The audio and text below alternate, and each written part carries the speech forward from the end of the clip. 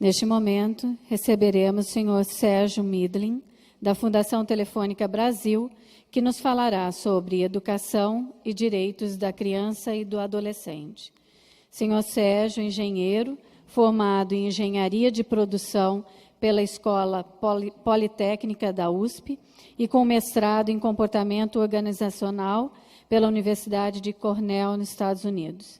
Desde março de 1999, é diretor-presidente da Fundação Telefônica no Brasil. Foi presidente do Conselho de Administração e diretor-presidente da Fundação Abrinq pelos Direitos da Criança. Fundador e membro do Conselho Deliberativo do Instituto Ethos de Empresas e Responsabilidade Social. Fundador e membro do Conselho do Instituto Acatu. Membro do Conselho Curador de diversas fundações. Membro do Conselho de Governança do GIF, Grupo de Institutos, Fundações e Empresas. Seja bem-vindo, senhor Sérgio. Obrigado. Ponteiro.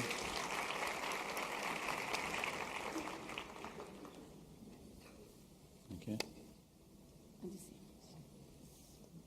Bom dia. Estão me ouvindo bem, né? Tá bom. Bom, é um prazer estar aqui com vocês. Quero agradecer ao Virtual Educa, aos organizadores, pela oportunidade de estar aqui falando sobre esse tema da educação e dos direitos da criança e do adolescente. Suponho e tenho certeza que para vocês também é um tema apaixonante. Eu não sou tão animado quanto o grupo de dança que me precedeu aqui, mas, enfim, eu espero que vocês estejam bastante motivados para falar dessa questão. Antes de começar, eu só queria me situar assim. Tem alguém aqui que é de fala hispânica, que não fala português? Não? Não, tá bom. E quem daqui é professor, orientador, todos? Todo mundo, tá bom. Então tá bom, estamos no público certo. Então eu queria conversar com vocês sobre esse tema da educação e dos direitos da criança e do adolescente, falando das estratégias e das ações que a Fundação Telefônica vem adotando. A Fundação Telefônica foi criada em 1999, logo depois da privatização das telecomunicações, para ser o braço social, o instrumento de investimento social do Grupo Telefônica no Brasil. Existem fundações telefônicas em outros países, na Espanha, Argentina, Chile, Peru, mais alguns, mas vamos focar aqui no Brasil especificamente. Então, quando a Fundação Telefônica começou, nós, para fazer investimento social, tínhamos que escolher, decidir em que áreas a gente ia atuar. A Fundação tem um conselho curador formado por pessoas da empresa e pessoas de fora da empresa, empresários, pessoas relevantes na área de investimento social. E esse grupo, então, analisando as perspectivas, tomou a decisão de que nós íamos investir em crianças e adolescentes. Esse é o nosso público-alvo preferencial, é para aí que nós dirigimos 95% das nossas energias. E nossa ideia é trabalhar em educação formal, em direitos da criança e do adolescente. Na verdade, educação é um dos direitos da criança e do adolescente, mas a gente preferiu dar esse destaque e separar, porque a questão da educação formal é uma área de atuação bastante específica em que nós estamos trabalhando. As duas áreas, na verdade, educação formal, direitos da criança e do adolescente, constituem o que a gente entende pelas áreas necessárias de desenvolvimento integral de crianças e adolescentes, né, que são a área de maior potencial para o desenvolvimento futuro do país. Então, é por isso que a Fundação decidiu que é este público, estes temas, né? Nós queremos, como empresa, como uma fundação de um grupo empresarial, poder fazer investimentos que tragam o maior retorno possível para o desenvolvimento do país. Assim como uma empresa, quando faz investimentos em áreas produtivas, em fábricas, em lojas, em sistemas de comercialização, quer retorno financeiro, uma fundação, quando faz um investimento... Vocês vão me desculpar, eu estou saindo de uma gripe, de vez em quando vai vir uma tosse aí. Uma fundação, quando faz investimento social, quer ter retorno sobre esse investimento. Esse retorno não é financeiro, esse retorno é um retorno de desenvolvimento social. Então, atuando nessas áreas, vamos falar um pouco como é a nossa forma de atuação na questão da educação formal. Educação formal na Fundação Telefônica se desenvolve em torno deste programa, Educarrede. O programa Educarrede é um programa que tem como objetivo principal contribuir para a qualidade da educação na escola pública, no ensino fundamental e médio, nesta faixa de ensino que nós estamos atuando. E o nosso objetivo de contribuir com a qualidade da educação, o que a gente procura fazer é fazer isso integrando a questão da tecnologia de telecomunicação e informação. Então, o nosso objetivo é qualidade da educação, a nossa estratégia é integrar a questão da internet, da tecnologia de informação e de telecomunicação, né, no aprendizado, no dia a dia, nos processos de ensino e aprendizado. Isso, na verdade, associando, então, as competências da nossa empresa. Não é a Telefônica, quando criou a fundação, não queria fazer um investimento de ser puramente um investidor financeiro, um banco de investimento para financiar projetos sociais, mas trazer um diferencial que é a sua competência, que é a sua capacidade de atuação na área de negócios, que é telecomunicação.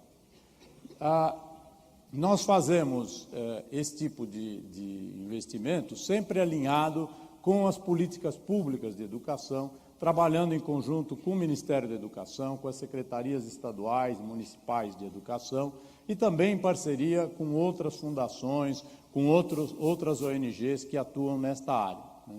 E o Educarrede é um programa que trabalha a promoção da educação e da qualidade da educação, também olhando a questão mais ampla da cidadania.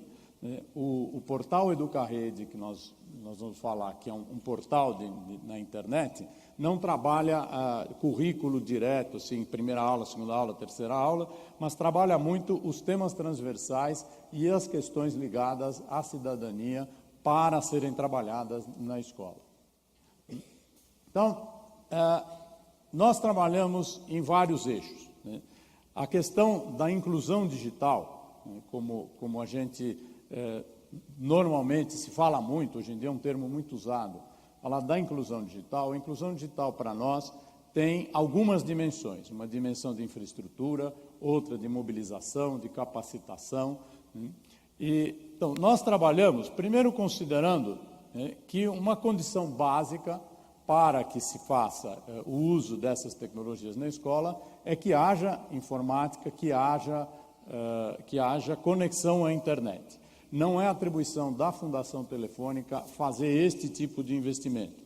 Isso é um investimento que os governos fazem, que o Ministério faz. Existe o FUST, que é o Fundo de Universalização dos Serviços de Telecomunicação, que tem recursos para fazer esse tipo de investimento. Então, nós supomos que chegamos numa escola onde já há conexão e equipamento. Próximo, por favor. Então, aí a nossa atuação é uma atuação junto a professores e alunos. A primeira questão no uso da tecnologia da informação é fazer com que professores e alunos realmente tenham uma experiência marcante, tenham uma forma de usar essa tecnologia, uma forma de usar a sala de informática que mostre os benefícios, que atraia, né, e que mostre que isso é um avanço. Né? Agora, a nossa atuação é sempre, então, através de projetos, porque a forma melhor que nós encontramos de introduzir essa tecnologia, introduzir a internet na sala de aula, né, é mobilizando professores e alunos através de projetos e não dando cursos de como vou usar a internet, como eu vou usar o computador, como eu vou fazer um processamento de texto. No desenvolvimento desses projetos, o professor é sempre um elemento central. O nosso ponto de entrada é através do professor, né? E é o professor que faz a conexão do aluno com os projetos, que leva, que orienta, né? E desenvolve, enfim, orienta os alunos para esse desenvolvimento. Porque a introdução da informática, a introdução da internet na escola, jamais pode ser pensada como um substituto do professor. O professor sempre será o elemento-chave do processo de ensino e aprendizagem. Esses projetos são desenvolvidos através do nosso portal de educação. E aí é que entra a informática no processo. Este é uma página do portal de educação Educarede. Aqui está o endereço dele, educarede.org.br. O Educarede é um portal aberto, gratuito, disponível para qualquer um que queira acessar, né? Não há nenhuma forma de pagamento ou de comercialização associada ao portal.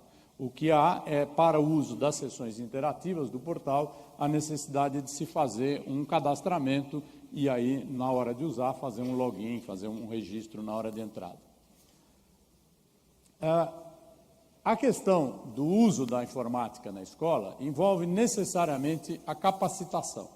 Quando estamos falando de capacitação, a capacitação não é saber produzir um texto ou saber produzir uma transparência, uma planilha, né, fazer este uso da informática comercial. Claro que isso é muito útil, né? Mas a ideia no processo de ensino-aprendizagem é trabalhar a questão do letramento digital. Assim como no processo de ensino normal, né, no processo de ensino tradicional, letramento, a questão de ler, escrever, entender os textos, ser capaz de produzir textos, na internet e na área digital, também é preciso conseguir saber pesquisar na internet, saber se comunicar, saber publicar conteúdos. Ou seja, letramento digital é, além do letramento regular, né, ter a capacidade de, com facilidade, né, com uma habilidade já corrente, né, saber procurar informações na internet, né, conseguir encontrar aquilo que é importante, trabalhar colaborativamente, participar de grupos de estudos, interagir com outros grupos e publicar a sua produção, publicar aquilo que os alunos, que os professores estão escrevendo, produzindo, desenhando, o tipo de produção. A vantagem da internet é que essa produção não é só necessariamente escrita, ela pode ter multimídia, ela pode ter som, pode ter imagem, né, pode ter tudo isso associado. A abordagem junto ao professor e aluno, então, para a mobilização, né, é esta abordagem que, com a capacitação que se faz através do processo, através do trabalho nestes projetos, né, se participam de projetos e professores orientam alunos para utilizar o portal e aí fazer esse desenvolvimento. Queria mostrar, dar para vocês, enfim, um rápido exemplo de um projeto em que a gente vem trabalhando. Nós temos trabalhado nos últimos 2 anos e meio com a Secretaria Estadual de Educação do Estado de São Paulo neste projeto Coisas Boas da e para a Minha Terra. Foi Coisas Boas da Minha Terra num ano, Coisas Boas para Minha Terra no outro ano. A ideia de Coisas Boas da e para a Minha Terra é que os alunos identifiquem coisas boas da sua comunidade, do seu município, do seu bairro, dependendo da escola em que estão e do âmbito em que estão trabalhando, e divulguem isso para o mundo. Ou as coisas boas para a minha terra, que eles procurem o que é necessário que se faça naquele município, naquele bairro, naquela comunidade, e de que forma talvez eles possam contribuir. Como é que funciona trabalhar num projeto desses? Há primeiro uma divulgação do projeto. A divulgação é feita através de uma chamada nos mecanismos da Secretaria Estadual de Educação, nos portais, nos boletins, que divulga para as escolas, chamando as escolas para participar. E as escolas participam de forma voluntária. Uma vez que as escolas participam, no caso deste projeto, deviam se inscrever para serem os mobilizadores 2 professores e 2 a 3 alunos monitores, que faziam parte do grupo de trabalho. E estes depois iam mobilizar isso na escola. Estes têm que se cadastrar, aí já começando a usar a internet, usar a informática. Se cadastrar no portal, mostrar qual é o projeto, descrever qual é a escola, qual é o grupo que vai trabalhar, começar o processo. Em seguida, este grupo vai fazer pesquisa. No caso das coisas boas da minha terra, iam pesquisar questões de artesanato, de comida, de turismo, que existe na cidade ou na comunidade, para ser divulgado para outros lugares. No caso de coisas boas para a minha terra, encontrar questões ambientais, córregos poluídos que precisam ser limpos, idosos que precisam de atenção e questões as mais variadas, enfim, que vão ser encontradas, que são as relevantes naquela comunidade. Pesquisado, na comunidade, feito a pesquisa presencial, os alunos devem ir buscar mais informação, saber mais sobre esse problema, conhecer que soluções existem, onde mais esse problema é relevante. Então, esta pesquisa é parte do uso da internet. E aí, os alunos expandem o seu horizonte, e passam a se comunicar com outras escolas, com outros participantes, ou deste projeto, ou de outros projetos. Aliás, participantes que podem estar no Brasil, podem estar em outros países. Este ano, no projeto Coisas Boas, tem 20 escolas da Argentina que estão participando também do projeto, interagindo com escolas aqui de São Paulo. Então, aqui, os alunos trocam ideias com outros alunos, sabem o que os outros estão fazendo, os outros ficam sabendo o que eles estão fazendo, e eles adquirem novas referências, quer dizer, eles passam a ter um referencial muito mais amplo. É por isso até que a gente diz que o Educarrede é uma porta aberta para a educação, porque ele abre portas, ele abre caminhos, e ele permite que o horizonte de conhecimento se expanda muito. Agora, esta questão da publicação e dos outros vendo o que eu faço, se concretiza, no fim, em livros eletrônicos, que são o resumo da produção destes grupos. Esses livros eletrônicos estão publicados no portal Educarrede e ficam para que os alunos possam mostrar para o mundo e que o mundo possa ver o que eles produziram. Este processo tem contribuído para todo esse processo de aprendizagem, de letramento digital, de interesse, de tornar interessante o uso da informática e, ao mesmo tempo, tem também dado resultados como um maior interesse do aluno pela escola em geral e um melhor desempenho na escola de uma forma como um todo. Quer dizer, não é uma questão ligada só ao projeto, ao uso da sala de informática especificamente. E o fato de ter sua produção publicada, de ter isso exposto para o mundo, na rede mundial de computadores, dá aos alunos e aos professores um sentimento de realização, um sentimento de capacidade de realização muito importante. Neste projeto, nós tivemos, nestes últimos 2 anos, 1.200 escolas, cerca de 2.000 professores, 48.000 estudantes envolvidos e esses 3.400 alunos monitores que em diversas escolas do Estado, nessas 1.200 escolas, participaram do processo. Então, é um processo também que, por ser na internet, por trabalhar de forma aberta, permite que muita gente participe de um mesmo projeto. Na questão do professor, que, como eu disse, é o elemento central do processo de ensino e aprendizagem, né, neste projeto e no uso de projetos como esse, a questão é a capacitação desses professores e a formação de professores que sejam disseminadores dessa tecnologia e dessas competências na escola. É por isso que a gente chama 2 professores que fazem parte das oficinas, fazem parte do processo de comunicação mais central, e esses levam esta informação para a escola, de forma que isso realmente possa, então, crescer, né, em escalas geométricas. A questão da informática, né, tem esta questão de buscar informação. Buscar informação é buscar uma agulha no palheiro, né? A internet, enfim, eu suponho que vocês já usam, já navegam, já têm uma ideia, né? Mas eu fiz uma experiência um dia e entrei no Google e teclei lá que eu queria saber sobre cidadania. Vieram mais ou menos uns 450 mil resultados, né?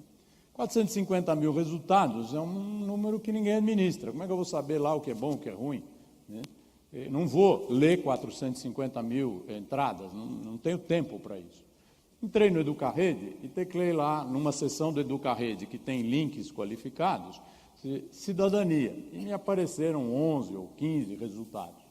11 ou 15 resultados eu consigo administrar, eu consigo ler, eu consigo aí levar isso para a sala de aula. É esta seletividade, velocidade da busca, que um portal orientado, um portal em profundidade na área de educação, né, traz de benefício em termos de conteúdo para os usuários, tanto professores quanto alunos. Mas para um professor que tem a sala de informática separada da sua sala de aula, né, é extremamente útil para buscar informação, para formatar a sua aula, né, e levar esse conteúdo depois para uma sala de aula onde não tem computador, mas onde ele poderá estar trabalhando com os alunos e apresentando informações muito variadas, né, e inovadoras, conforme o que ele for encontrando na internet. E também permite aos professores, né, formar comunidades, fazer com que os professores possam, entre professores ou da própria escola ou de outras escolas, trabalhando na escola, trabalhando em casa, trabalhando em horários não necessariamente sincronizados, né, fazer comunidades e trocar experiências e conhecimentos com outros. Só para dar um resumo, o portal Educarrede, que é o centro desse programa Educarrede, recebe mais de 150 mil visitas por mês. É um portal de penetração nacional, ele está disponível, na verdade, em qualquer lugar do Brasil. Evidentemente, ele está disponível em qualquer lugar do mundo, mas, sendo um portal em português, é usado basicamente no Brasil, né? Ele tem mais de 1000 links selecionados, desses que eu estava falando, vai procurar sobre cidadania, vai procurar sobre meio ambiente, sobre problemas de educação sexual, violência na família, e temas, né, que são selecionados por equipes especializadas, né, e que aí fazem este filtro para que aquela agulha no palheiro possa ser encontrada num instantinho, né? E o Educarrede é um portal que é integrado numa família de portais que existem na Espanha, Argentina, Chile, Peru e Colômbia, né, porque é um programa que a Fundação Telefônica tem nesses vários países e que, aos poucos, ao longo do tempo, provavelmente será integrado, trocando informações entre os vários países. Claro, hoje já é possível ir de um para outro, mas quem sabe no futuro a gente vai ter aí uma troca em português e espanhol muito mais dinâmica, né, e superando essas barreiras de língua e essas fronteiras de país. Estudar, então, para vocês uma ideia de como é que a gente está investindo na questão da educação, né? Vamos falar agora um pouco de como é que nós estamos investindo na área do direito e da criança, né? Do direito da criança e do adolescente. Direito da Criança e do Adolescente na Fundação Telefônica trabalha dentro deste programa que nós chamamos de programa ProMenino, né? ProMenino é um ProMenino, né, é um programa que tem como foco apoiar o trabalho das organizações governamentais e não governamentais que são responsáveis por promover os direitos da criança e do adolescente, né? Ela promover a defesa desses direitos. Então, nós trabalhamos em vários níveis nesse programa. Num nível, a gente trabalha com organizações que fazem atendimento direto, né? E na questão do atendimento direto, nós escolhemos 2 temas específicos. Trabalhamos com organizações que fazem atendimento de jovens em conflito com a lei e organizações que trabalham a questão do trabalho infantil, de combater o trabalho infantil. Num segundo nível, nós trabalhamos redes de atenção a crianças e adolescentes, que então envolvem estas organizações e muitas outras que trabalham estes e outros temas, né, ligados à criança e adolescente.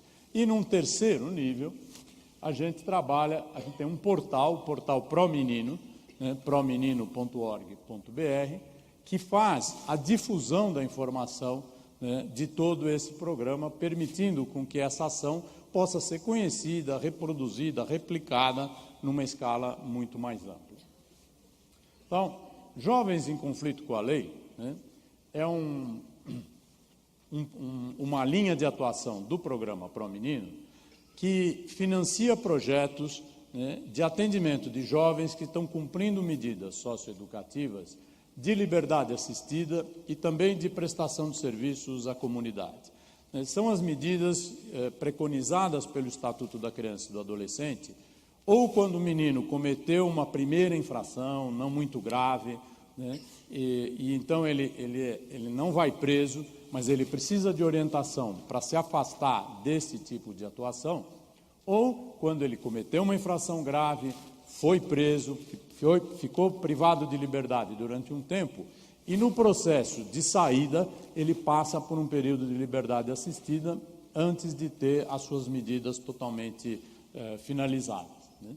E as medidas de liberdade assistida são medidas muito eficazes quando elas são bem aplicadas, né? As taxas de sucesso, né, de projetos de liberdade assistida são superiores a 80%. Sucesso é não reincidência, né? E quando ela é bem aplicada.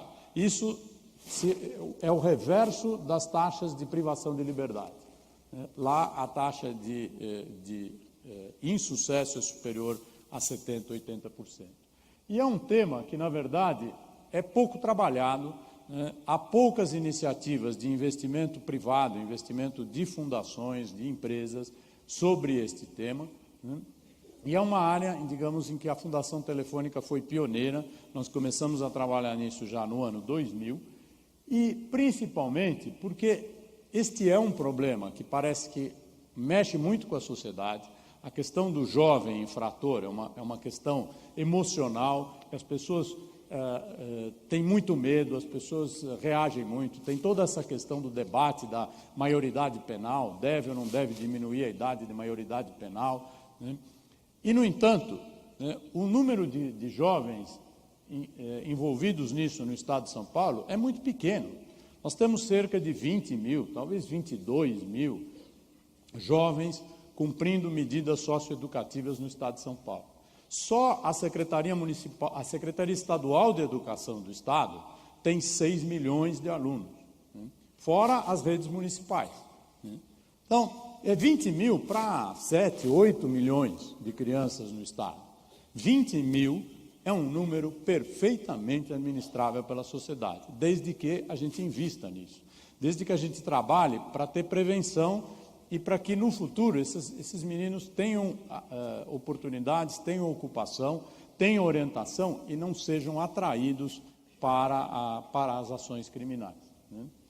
Nos últimos 2 anos, os projetos em que a gente atuou beneficiaram aí cerca de 2.100, 2.100 e poucos adolescentes no estado inteiro.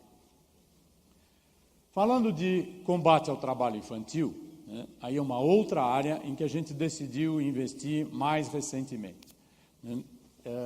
Combate ao trabalho infantil é uma área de atuação e que a Fundação Telefônica, como um todo, em toda a América Latina, decidiu investir. Então, isso está acontecendo nos 13 países da América Latina, aqui ressaltados no mapa, né, nos 13 países da América Latina onde a Telefônica está atuando, quer tenha fundação, quer não tenha, né, e é um problema bastante relevante, tanto nesses países quanto no Brasil. Na América Latina há 17 a 18 milhões de crianças